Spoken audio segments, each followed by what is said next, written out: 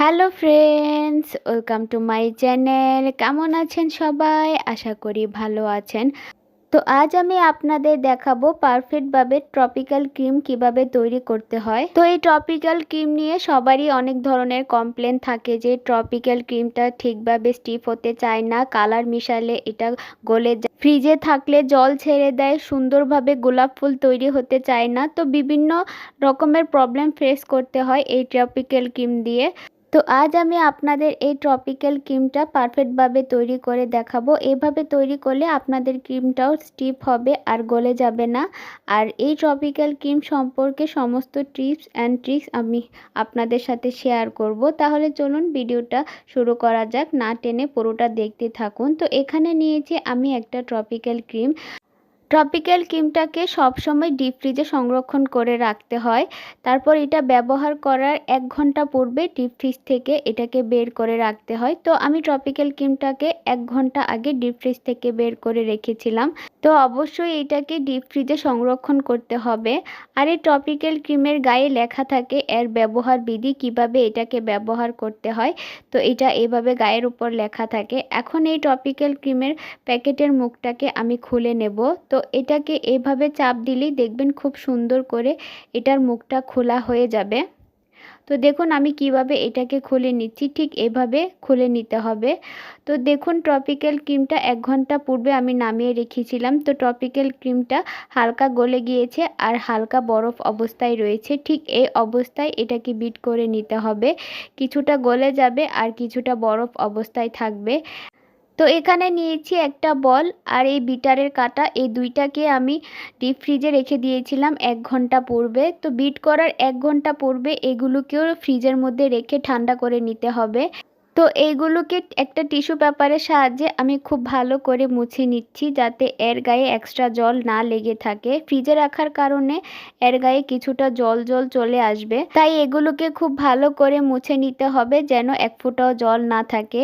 এখন এখানে নিয়েছি আমি একটা মেজারমেন্ট কাপ মেপে আমি 1 কাপ এখানে ট্রপিক্যাল ক্রিমটাকে নিয়ে নিচ্ছি। তো দেখুন ট্রপিক্যাল ক্রিমটা বরফ অবস্থায় রয়েছে আর কিছুটা গলে গিয়েছে। ঠিক এই অবস্থায় বিট করলে আপনাদের ক্রিমটাও পারফেক্ট হবে। তো আমি এখানে ভরে ভরে 1 কাপ ক্রিম নিয়ে নিলাম। এখন এই ক্রিমটাকে আমি এই মিক্সিং বলের মধ্যে নিয়ে নিচ্ছি।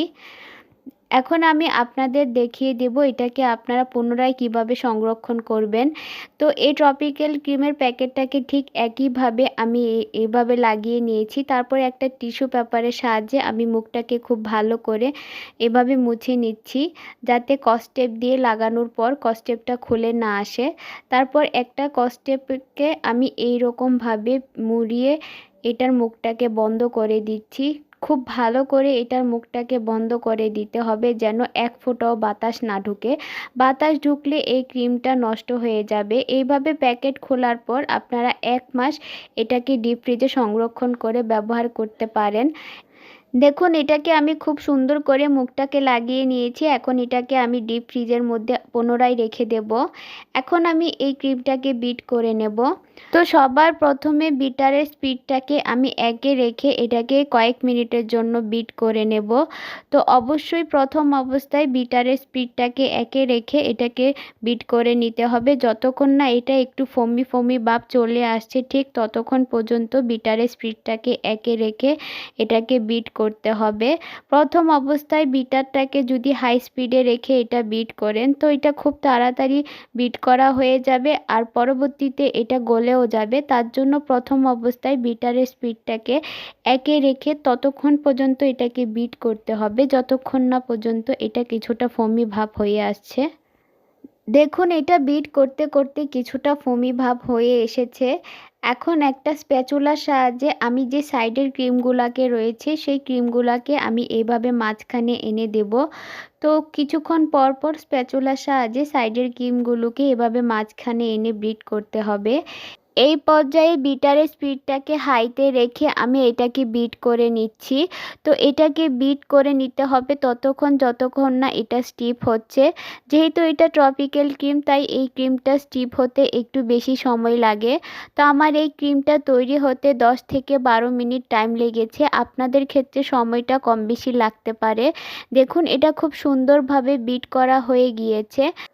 যখন দেখবেন যে ক্রিমটা ভারী হয়ে এসেছে আর বিটারের কাটার ভিতর ক্রিমটা খুব সুন্দরভাবে ঢুকে গিয়েছে আর বিটারের গায়ে ক্রিমটা চৌকোভাবে হয়ে থাকে না, এরকম একদম সমান থাকে, তখনই বুঝে নিতে হবে যে এটা খুব সুন্দরভাবে বিট করা হয়ে গিয়েছে। তো আপনাদের ক্রিমটা যদি স্টিফ হতে না চাই তাহলে স্টিফ করার জন্য আপনারা এখানে গুঁড়া দুধ নয়তো হোয়াইট চকলেটও ব্যবহার করতে পারেন। আর 1 কাপ ক্রিমের জন্য আপনারা 50 গ্রাম হোয়াইট চকলেট ব্যবহার করতে পারেন, আর গুঁড়া দুধ ব্যবহার করলে 2 থেকে 3 টেবিল চামচ ব্যবহার করতে পারেন। তো হোয়াইট চকলেটটা আপনারা যখন ব্যবহার করবেন আপনারা চেষ্টা করবেন হোয়াইট চকলেটটা দেওয়ার সাথে সাথে বিটও করে নিতে, কারণ যেহেতু ক্রিমটা ঠান্ডা থাকে এই পর্যায়ে চকলেটটা দিলে চকলেটটা জমাট বাঁধতে শুরু করে, তার জন্য একদিক থেকে আপনারা চকলেট দিবেন আর অন্য হাত দিয়ে এটা বিট করতে থাকবেন, তাহলে খুব সুন্দরভাবে চকলেটটা মিশে যাবে। এ পর্যায়ে আমি এখন এই ক্রিমটার মধ্যে আপনাদের কালার মিক্সিং করে দেখাবো। তো আমি একটা ছোট বাটিতে কিছুটা ক্রিম নিয়ে নিলাম, তারপর এখানে আমি রেড চেরি কালারটা দিয়ে দিলাম। সে কালারটাকে দিয়ে আমি ক্রিমের সাথে আলতোভাবে এটাকে মিশিয়ে নিচ্ছি। তো কালার দিয়ে আপনারা কখনোই বিটার দিয়ে বিট করবেন না, কালার মেশানোর পর বিটার দিয়ে বিট করলে ক্রিমটা গলে যেতে চায়, তাই স্প্যাচুলার সাহায্যে হালকা হাতে এটাকে মিশিয়ে নিতে হবে। এখানে আমি আরও কিছুটা রেড কালার দিয়ে দিলাম, যেহেতু এখানে আমি একটা লাল টুকটুকে কালার আনতে চাচ্ছি। তো লাল টুকটুকে কালার আনতে গেলে তো এখানে কালারটা বেশি দিতে হয়। তো দেখুন খুব সুন্দর করে হালকা হাতে আমি এটাকে মিশিয়ে নিচ্ছি। তো এটাকে হালকা হাতে মিশিয়ে নিতে হবে। এখন আমি এর মধ্যে দিয়ে দিচ্ছি 1 থেকে 2 ফোঁটা ইয়েলো কালার, এতে করে লাল কালারটা আরও খুব সুন্দরভাবে ফুটে উঠবে। তো ক্যামেরার মধ্যে কতটা বোঝা যাচ্ছে আমি জানি না, কিন্তু এখানে খুব সুন্দর একটা কালার চলে এসেছে। কালার মেশানোর পর আপনারা এটাকে 15 থেকে 20 মিনিটের মতো ফ্রিজে রেখে দেবেন, এতে করে ক্রিমটা আরও খুব সুন্দরভাবে সেট হয়ে যাবে আর কালারটা খুব সুন্দরভাবে ফুটে উঠবে। তো এটাকে আমি 20 মিনিটের জন্য ফ্রিজে রেখেছিলাম, নর্মাল ফ্রিজে। তো 20 মিনিট পর নিয়ে আসলাম, দেখুন ক্রিমটা খুব সুন্দরভাবে সেট হয়ে গিয়েছে। এখন আমি আপনাদের এখানে ফুল বানিয়ে দেখাবো। এখানে নিয়েছি আমি একটা রোজ নজেল, আর এই পাইপিং ব্যাগের মধ্যে আমি ক্রিমটাকে নিয়ে নিচ্ছি। এখন আমি আপনাদের এখানে রোজ ফ্লাওয়ার তৈরি করে দেখাবো। তো দেখুন প্রথমে আমি এখানে একটা বেজ তৈরি করে নিচ্ছি। গোলাপ ফুল তৈরি করলে এরকম প্রথমে তৈরি করে নিতে হয়, তারপর আমি গোলাপ ফুলের কলিটা দিয়ে নিলাম। এখন আমি সাইড থেকে পাপড়ি দিয়ে নিচ্ছি। দেখুন পাপড়িগুলো কতটা সুন্দরভাবে তৈরি হচ্ছে, এর থেকে বোঝা যাচ্ছে যে ক্রিমটা পারফেক্টভাবে তৈরি হয়ে গিয়েছে। ক্রিমটা পারফেক্টভাবে তৈরি করলে গোলাপ ফুলগুলো দেখতে অনেকটা সুন্দর হয় আর পাপড়িগুলো খুব সুন্দরভাবে ফুটে ওঠে। তো এই কেক তৈরির ক্ষেত্রে আমি এতটা এক্সপার্ট না, বাট আমি টুকটাক কেক তৈরি করি। সেই কেক তৈরি থেকে আমার যতটুকু অভিজ্ঞতা হয়েছে তার থেকে আমি আপনাদের সাথে শেয়ার করলাম।